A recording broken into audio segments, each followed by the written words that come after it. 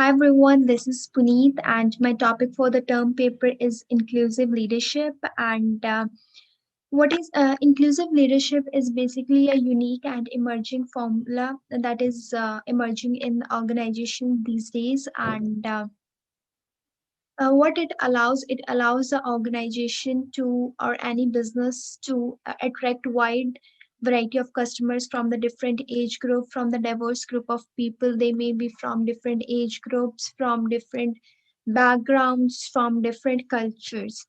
And what if the person feels that he or she is included in the organization, then he's more likely to feel that he's given an equal status, and he feels that equity is there in an organization.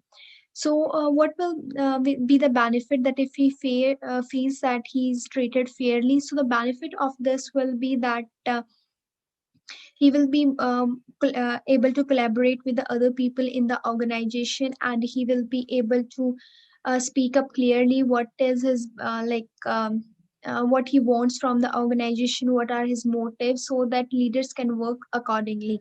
And now having inclusive leadership basically different um, have a cluster of six traits. First is visible commitment. Visible commitment means that leaders are able to challenge the status quo without any kind of fear, like they are able to hold the other accountable. And also they are able to articulate a vision, and a vision that promotes a situation that is better than the current situation, and aim for the better future.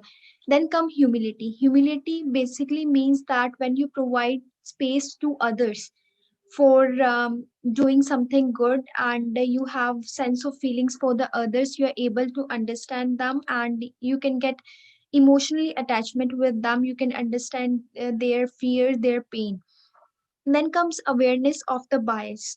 Inclusive leadership, they know about the what are the blind spots in the organization, and when their awareness of the bias and what bias are going in the organization, they can help to reduce this.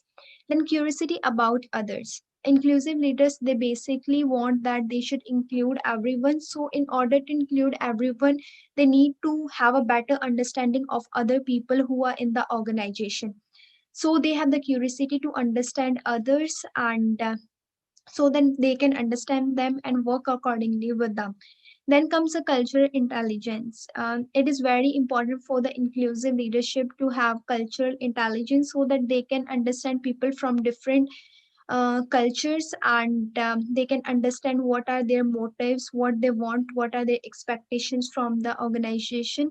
So it is very important for the inclusive leaders that they understand people from the different cultural backgrounds, which they are able to do. Effective collaboration, not like the traditional leaders, but the inclusive leaders, they are able to promote effective collaboration in the organization. They are able to promote team efforts and group cohesion in the organization. So these were the six traits, and now we will discuss that what are the four ways that can make leader for more inclusive in the organization. And first is that hire for a talent, not a resume. It is a traditional way that we hire people on the basis of the resume. So the inclusive leadership aims that we should not hire the people on the basis of resume, but we should hire people on the basis of their talent. And inclusive leadership, basically, if we are going to any kind of job we applied today or we applied in the past, what people ask for is our employer basically ask for the resume, and on the basis of resume we are given the job rather than on the basis of talent. But this is a plus point of the inclusive leadership, that they are able to hire on the basis of talent. They consider different talents that a people have. For example, they consider emotional intelligence, cultural intelligence, how well the people, how means not only in terms of work, what are the other creative things that a person can do. That is why this inclusive if we want to become more inclusive, then we need to hire on the basis of talent, not on the basis of resume.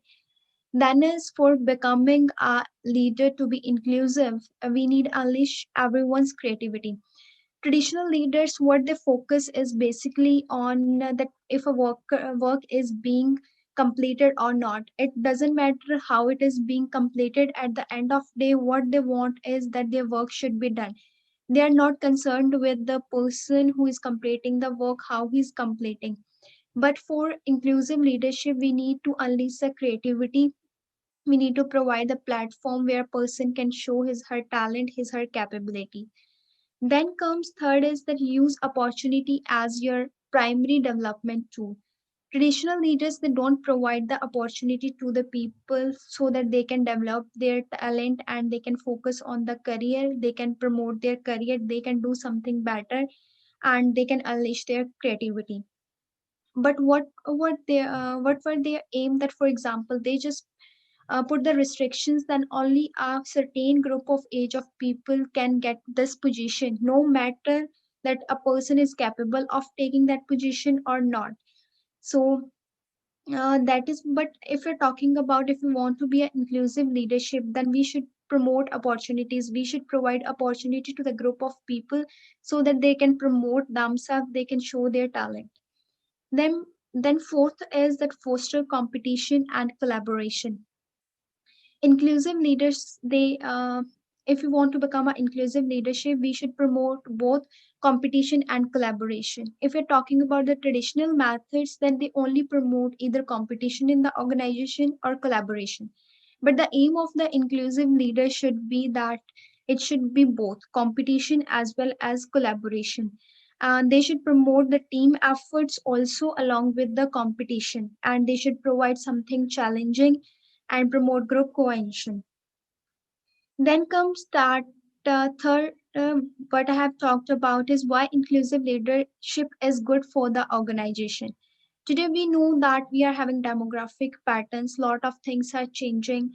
In the past, we know that there was loyalty, but now, if we're talking about, there is complete change in the scenario, and organizations are becoming more diverse. We are having a lot of diverse group of people. For example, if organization want to be successful, then we need diverse group of people.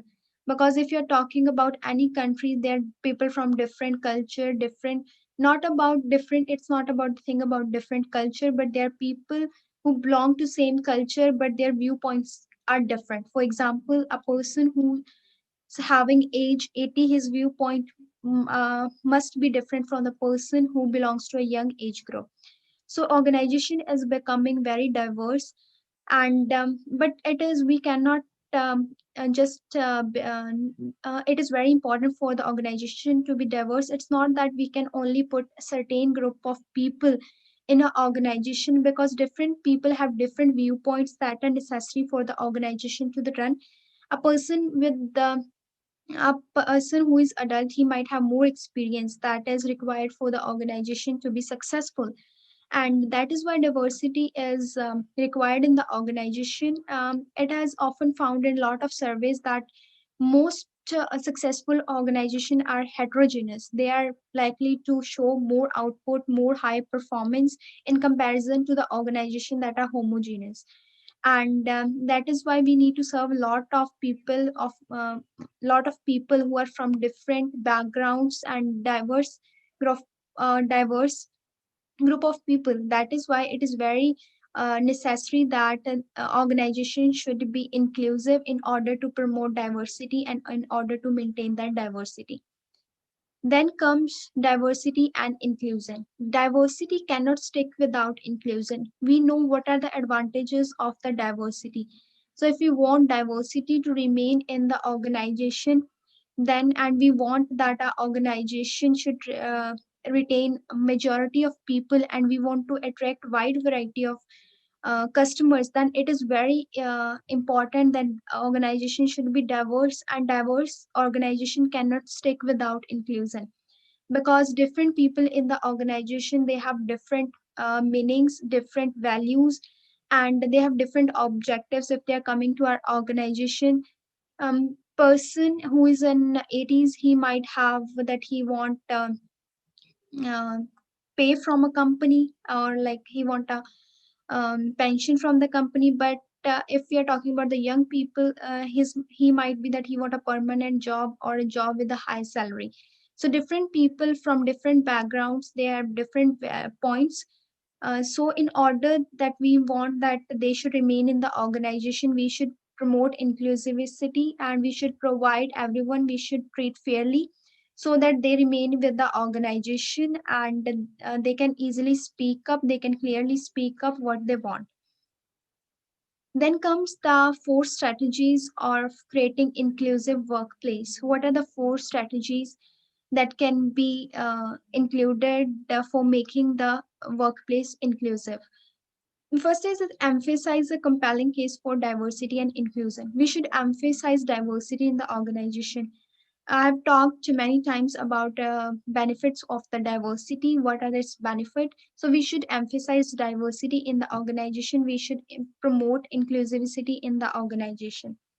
Then comes recognized bias. No matter we are talking about men are equal to women, but still, if a women, she's like women are not given the clear roles, and her talent is always neglected. So, what is the responsibility of the employers or the managers who are working in the organization, that they should help women to speak up clearly. They should encourage women so that they can put their viewpoint in front of others, and also they should provide lot of sponsorship programs.